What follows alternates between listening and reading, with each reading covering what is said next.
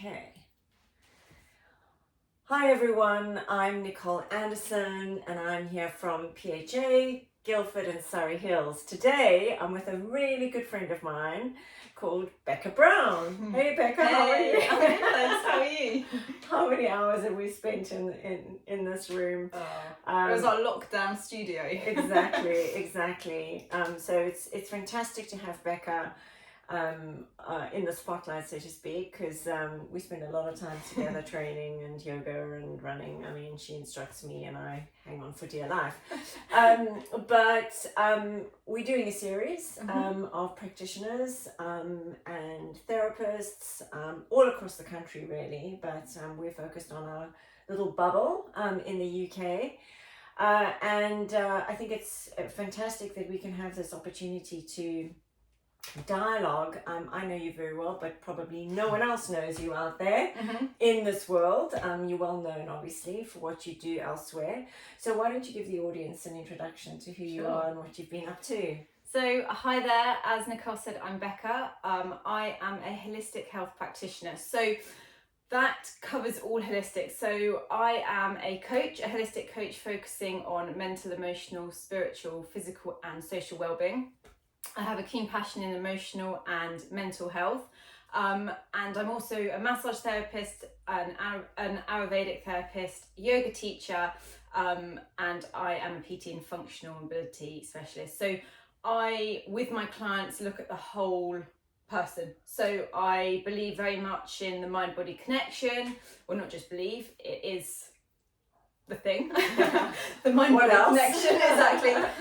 But also thinking outside of the box, so actually looking at somebody's entire life and establishing perhaps what needs to change in order to help them with their life and make changes and healthier habits.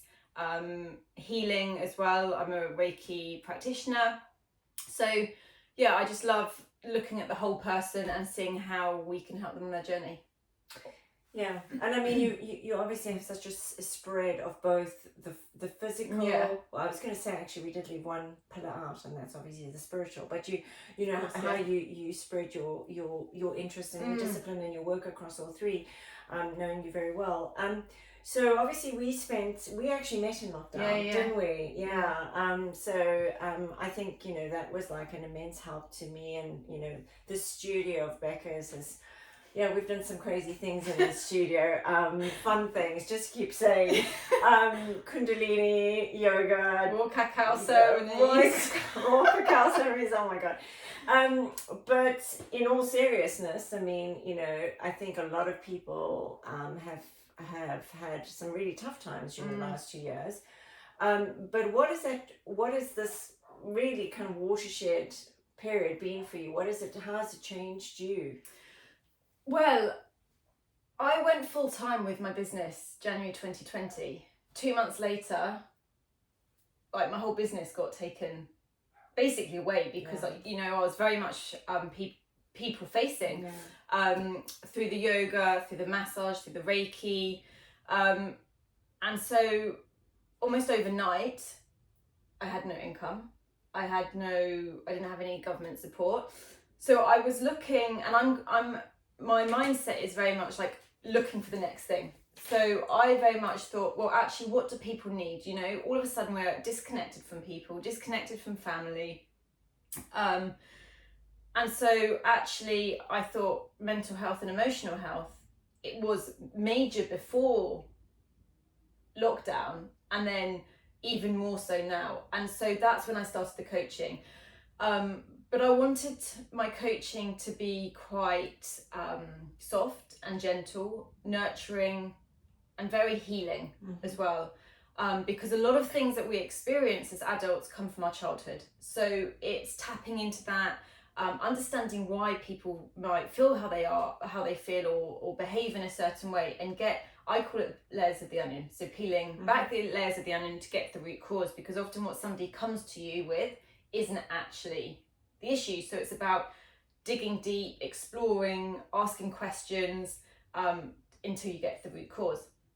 So the last 2 years, sorry, I've gone off on a tangent. The last 2 years, for me, my business has gone in a direction I didn't think it would go in. Yeah. Through the coaching, but also through the functional movement as well. You know, so many of us sat down. That's one reason why I did functional movement as well.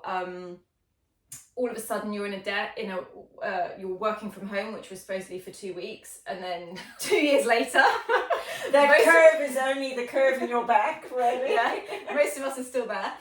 So so going from perhaps an ergonomic desk setup in an office to some people having no space other than sitting on the floor or sitting at their desks, and so actually I guess became more knowledgeable about the human body, so in terms of joint health, functionality. And so I kind of took my yoga a little bit further, and from my experience as well, being hypermobile, kind of started training in this functional way, and then thought, okay, how can I apply this to my teaching? And then since that, I've done PT. So I've also got online PT clients, but it's very functional and not the type of client that it's like a 12-week summer blitz shred.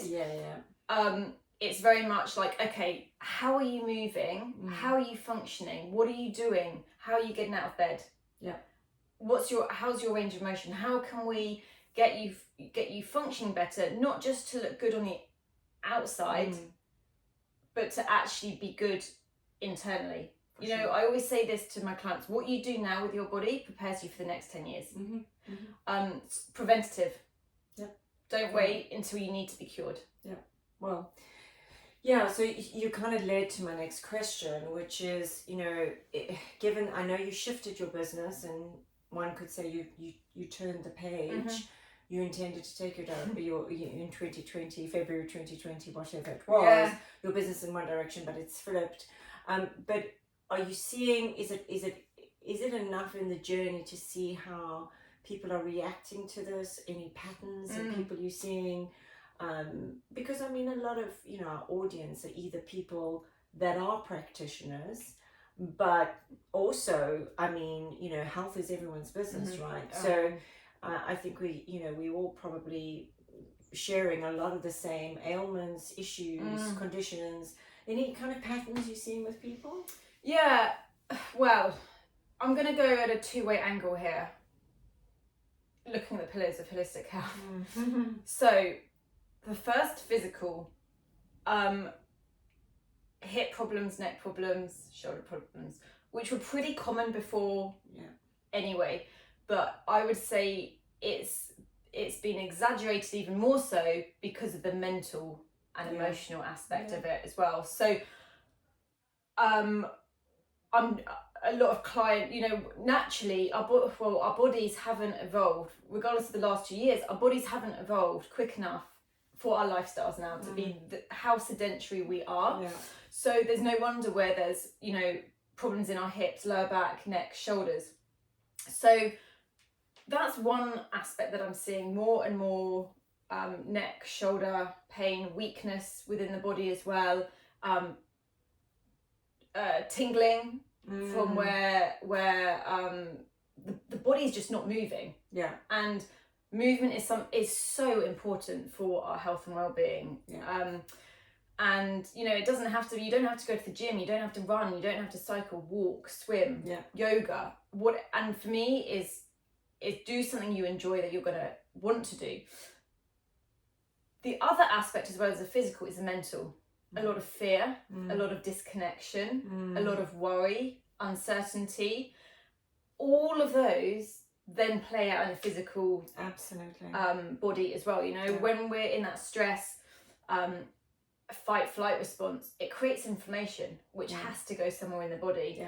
And so actually the majority of my clients I see have got pain, discomfort, but also there's that level of emotional and mental element as well. And it's getting people to understand and become aware of their own bodies as well, because there's only so much we can do without, I can say, you can come to me, have 2-3 PT sessions a week, have a massage once a week, once every other week, but still be doing the same patterns at home or in your everyday life, that the change is going to be minimal. The person has to take responsibility for their own health. That's exactly what I That's wanted what to I was land on. Absolutely, and I think, you know, that is the theme, is we are now entering in every aspect and almost every aspect of our lives this whole theme of taking control, taking your control back.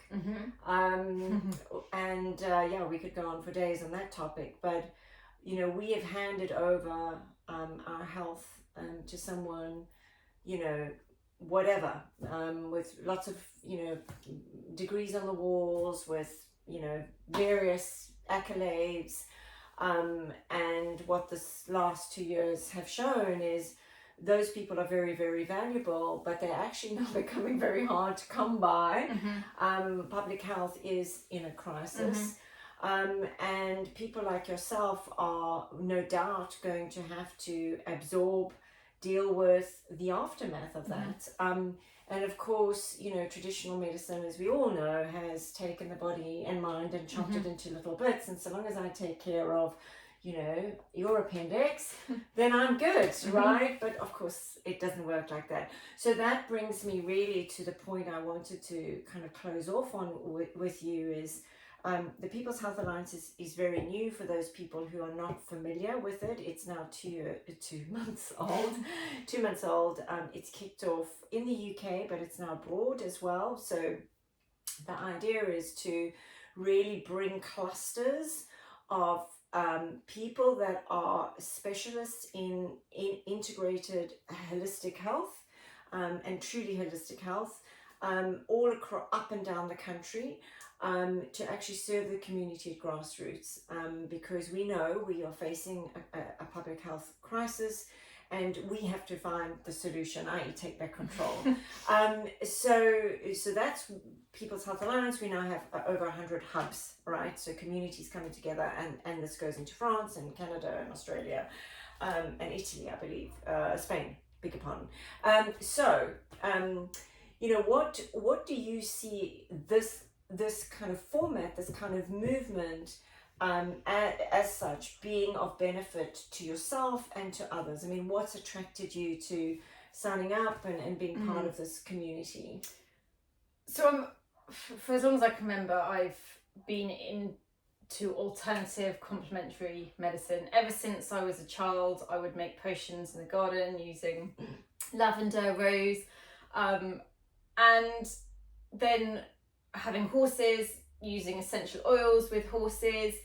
Then I was actually experienced Reiki when I was 15 after a riding accident. And so my knowledge and experience within this field has grown from a very young age, and I've been exposed to it, you know, thankfully, and I'm very appreciative of it from a young age. My grandmother was a homeopath and a reflexologist.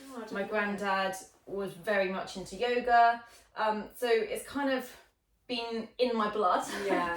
But PHA, so awareness, sharing knowledge, but also allowing people to be exposed to learn and understand that actually only you know your body. You know your body better than anyone. So if you're feeling X, Y, and Z, and you're not getting answers, you're not getting to the cause of it, there's other options. There's other things out there. And I think for a long time, people still don't really know what's out there, and don't really have the understanding or the knowledge to appreciate, or not even appreciate, actually, that's the wrong, trust, but believe. Believe, you know, exactly. That for me, my biggest thing that came from this was my Reiki treatment from a very, very good family friend.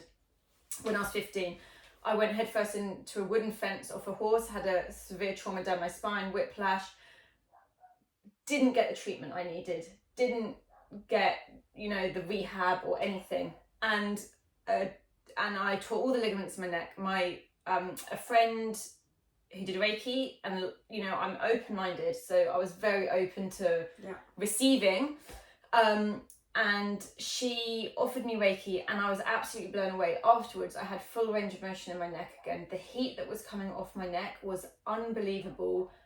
That was the moment in my life that I was like, this stuff works. This stuff,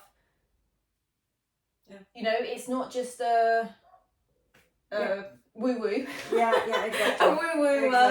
Exactly. A woo-woo. Because it hasn't got a formula, or we can't touch it, or we can't see it. Exactly. Exactly. And but it works. And whether that's Reiki, whether that's aromatherapy, whether that's you know, yoga, crystals, chakra balancing, this stuff works, and it's so important for the body and the mind. But I think it's a lot of people go down the system route, and the whole, you do this. If you don't get answers, if you don't know what it is, then actually we can't help you. Yeah. Whereas there are people who can help. Yeah. And we, you know, I've helped myself through doing this. Yeah.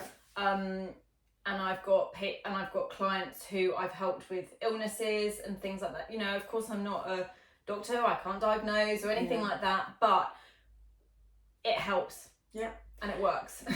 Well, again, you know, the motto is by the people for the people, right? So, I mean, we all have had our traumas, our physical traumas, our mental traumas, and sharing that knowledge is all important. And as you say, what this alliance does is it actually it acts as a convergence mechanism for people of all kinds of modalities to be able to offer that to community. So very, very good. Look, fantastic, always. So easy to kind of get this going with you, and I'm sure everyone's going to appreciate watching this. So thanks so much, Becca. Thank you for your time. Thanks.